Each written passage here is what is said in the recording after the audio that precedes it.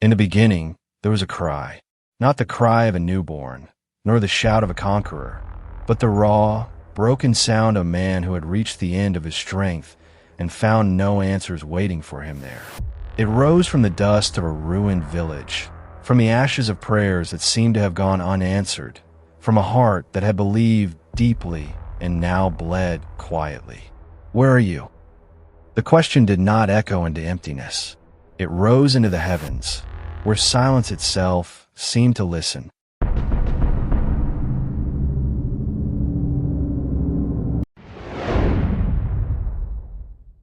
The man's name was Eliab.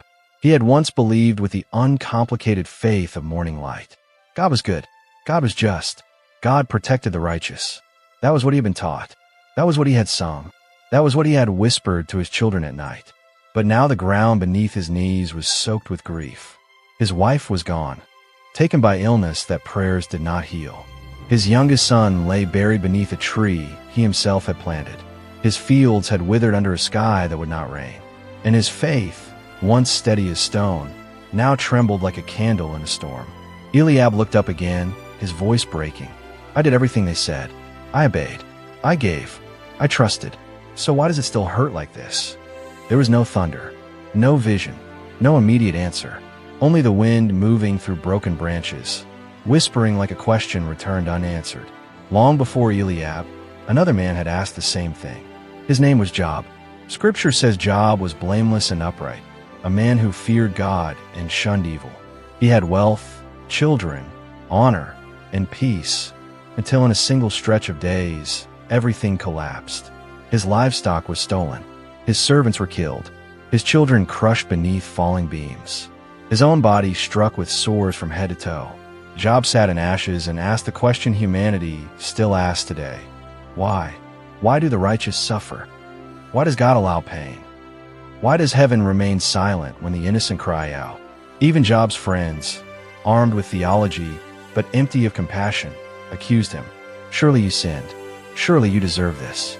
Surely God is punishing you. But they were wrong. The story of suffering does not begin with punishment. It begins with freedom. In the garden, God created a world without death, without sorrow, without pain. And he placed humanity within it, not as prisoners, but as stewards. Love, to be loved, had to be chosen. Obedience, to be meaningful, had to be voluntary. And so, freedom entered the world. With freedom came the possibility of rebellion. With rebellion came fracture. And with fracture came suffering. Not as God's design, but as humanity's inheritance of a broken world. The Bible does not deny suffering. It's called that. It weeps over it. It wrestles with it. The whole creation groans, the Apostle Paul writes, as in the pains of childbirth right up to the present time, Romans 8:22. Creation itself is wounded, and wounded things cry out. Eliab did not know this yet. All he knew was pain. He left his village and walked until night fell. He walked past olive trees and silent fields, past places that once held joy and now only held memory. His feet carried him to an old place, an abandoned stone altar built generations before. He collapsed beside it, too tired to pray, too broken to speak. That night, a storm gathered. Lightning split the sky. Thunder rolled like the voice of something ancient and awake. Rain fell in sheets, drenching the ground, soaking his clothes, washing tears from his face. And in the storm, Eliab dreamed. He saw a vast courtroom, stretching beyond sight, thrones of fire, beings of light, and at the center, a presence so overwhelming he could not lift his eyes. A voice spoke, not harsh, but terrible in its authority. Have you considered me my servant? The words echoed, heavy with meaning. Eliab felt himself tremble. This was not a place of chaos. This was the order, purpose, design beyond human sight. He awoke gasping, heart pounding, rain still falling around him. For the first time, a thought pierced his despair. Not an answer, but a question deeper than his own. What if suffering was not proof of God's absence, but evidence of a larger story? The Bible reveals something unsettling and humbling. Not all suffering is explained within the boundaries of human understanding. Job never learned the heavenly conversation that preceded his loss. Joseph never knew while chained in prison, that his pain would one day preserve nations. David never understood, while hunted and hiding in caves, that the throne was being shaped in his suffering. What you meant for evil, Joseph would later say, God meant for good. Genesis 50 verse 20.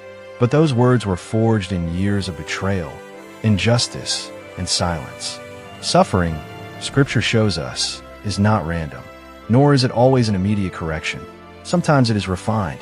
For whom the Lord loves, he disciplines, Hebrews says, and scourges every son whom he receives. Hebrews 12:6. Discipline is not cruelty, it is shaping. Gold is not purified by gentle warmth, but by fire hot enough to burn away everything that does not belong. Faith, too, is refined in places comfort cannot reach. Eliab rose at dawn, soaked and shivering, but alive in a way he had not been for weeks. The storm had passed, the sky was washed clean, and for the first time since his losses, he noticed something small but impossible to ignore. Green shoots pushing through the soil. Rain had come. Hope, fragile and quiet, stirred within him. Not because his suffering was gone, but because it might not be meaningless. Yet the greatest mystery of suffering is not found in Job, or Joseph, or Eliab. It is found on a hill called Golgotha. If suffering were proof that God does not care, then the cross would not exist. Jesus, the Son of God, sinless and innocent, was despised, rejected, beaten, mocked, and nailed to wood by the very people he came to save. He healed the sick, raised the dead, and spoke truth, and still suffered the most unjust death in history. And from the cross, he cried out the same question humanity still asks. My God, why have you forsaken me? Psalm 22:1. Matthew 27 verse 46. God himself entered suffering, not as a distant observer, not as a detached ruler, but as a participant. The cross declares this truth with unbearable clarity. God does not stand outside human pain. He steps into it. And the resurrection declares something even more shocking. Suffering does not get the final word. If we suffer with him, Paul writes, we will also be glorified with him. Romans 8:17. But here is where the tension deepens, because not all suffering ends in this life. Not all prayers are answered the way we expect. Not all wounds are healed on this side of eternity.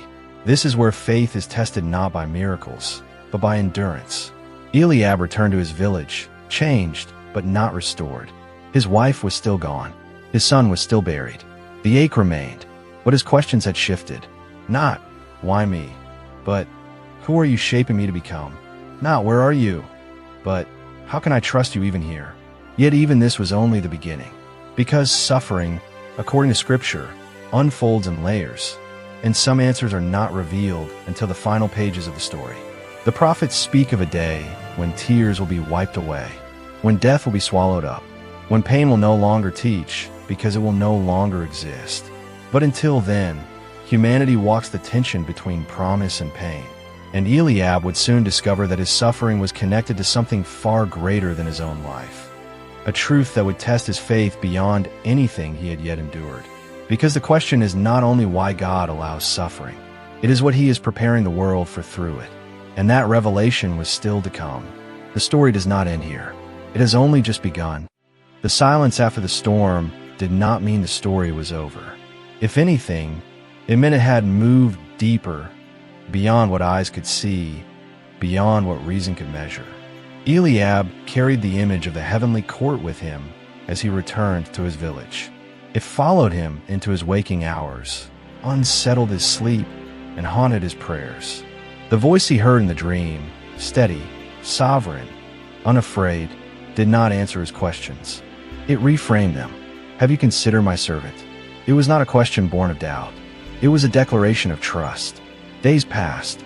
The village stirred back to life in small, fragile ways. Roofs were patched. Graves were tended.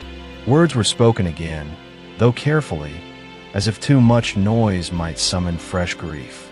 Eliab worked the land with hands that still remembered how to pray, though his mouth often did not. And yet, something had changed. The pain was still there, but it no longer stood alone. It was accompanied by an awareness, subtle, unsettling, that his suffering was being observed, not by neighbors, not by enemies, but by heaven itself. Scripture pulls back the curtain on a truth few are comfortable facing. The world we see is not the only world that exists. For we wrestle not against flesh and blood, Paul writes, but against principalities, against powers, against the rulers of the darkness of this world, against spiritual wickedness in high places. Ephesians 6:12. Human suffering is not always the result of human causes alone. There is a conflict older than Eliab's grief, older than Job's losses, older than the scars carried by nations. A war not fought with swords, but with allegiance. Not for land, but for souls. The Bible reveals that Satan is not a myth, nor a metaphor, but an accuser, a challenger of God's goodness and humanity's faithfulness. In the book of Job, Satan does not attack without restraint. He appears before God and makes a claim. That faith is shallow, that obedience is transactional, that humanity loves God only when protected from pain. Does Job fear God for nothing? He asks, Job 1 verse 9. It is a question that still echoes today. Does Eliab trust God for who he is, or only for what he gives? This is where suffering becomes a proving ground, not because God needs evidence. He already knows the heart, but because faith must be revealed, refined, and strengthened under pressure. Faith that has never been tested cannot testify. Eliab felt the weight of this truth without fully understanding it. One night, as he prayed beneath a sky crowded with stars, the ache in his chest gave way to anger. If there is a battle, he whispered, fists clenched, why am I on the battlefield? The wind stirred, carrying with it a familiar heaviness. He remembered another man who asked a similar question centuries later. Jesus in the garden, sweating blood, pleading, if it is possible, let this cup pass from me. Matthew 26:39. Even the Son of God was not spared anguish. This is the mystery that confronts every believer. God's love does not exempt his people from suffering. It sustains them through it. Eliab's struggle intensified when whispers began to circulate in the village. Some said his losses were punishment. Others said God had turned his face. A few suggested he must have sinned in secret. The accusations cut deeper than grief itself. Job knew this pain well. Even young children despise me. Job lamented. All my intimate friends abhor me. Job 19:19. Isolation is often suffering's cruel companion.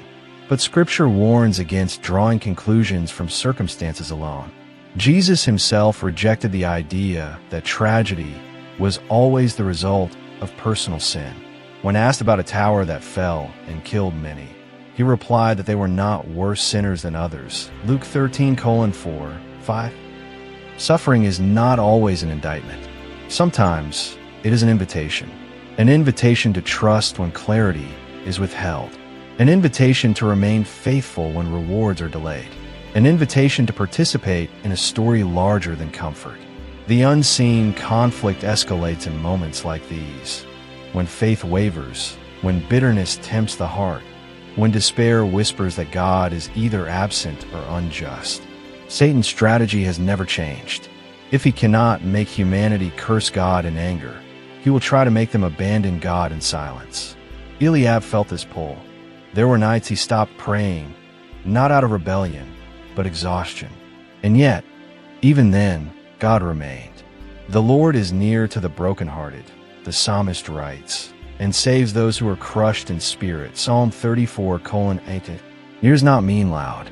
Near does not mean obvious, but it does mean present. One evening, Eliab encountered a traveler resting near the village well. His clothes were worn, his eyes sharp with wisdom earned through loss. They spoke little at first, but when Eliab finally voiced his question, "Why does God allow this?" the man did not rush to answer. Instead, he said, "Because what is being formed in you cannot be formed in comfort." Those words lingered. Paul would later echo this truth. We glory in tribulations also, knowing that tribulation worketh patience, and patience experience, and experience hope. Romans 5:3. Hope that has never suffered is fragile. Hope that survives suffering is unshakable. Eliab began to understand that his pain was not the end of his story. It was the forge. Yet this realization brought no immediate relief. In fact, it raised a more terrifying possibility. What if his suffering was not over? What if the unseen conflict demanded more endurance than he thought he had? Because the greatest test of faith is not suffering that passes quickly, but suffering that lingers. And in the distance, unseen by Eliab, forces continued to move. Heaven watched, darkness waited, and the next season would reveal whether faith could survive prolonged silence. To everyone watching right now, if this message found you in a season of pain, confusion, or waiting, know this: your suffering is not invisible, and your story is not over. The same God who sees Eliab, Job, and every broken heart in Scripture sees you. Even when heaven feels silent, God is still working, shaping strength where weakness feels overwhelming, building faith where answers seem delayed. What you are walking through today is not the end. It is a chapter, and God is still writing. If this message spoke to your heart, don't walk this journey alone. Backhand Index Pointing Right subscribe to Word of Eternity channel so you don't miss the next part of this powerful series. Backhand Index Pointing Right like this video. It helps spread hope to others who are struggling silently. Backhand Index Pointing Right, share it with someone who needs encouragement right now, someone who may be questioning God in their pain. You are not forgotten. Your faith matters. And what God is doing next may be greater than what you've lost. Stay with us and watch out for part 2. It goes even deeper.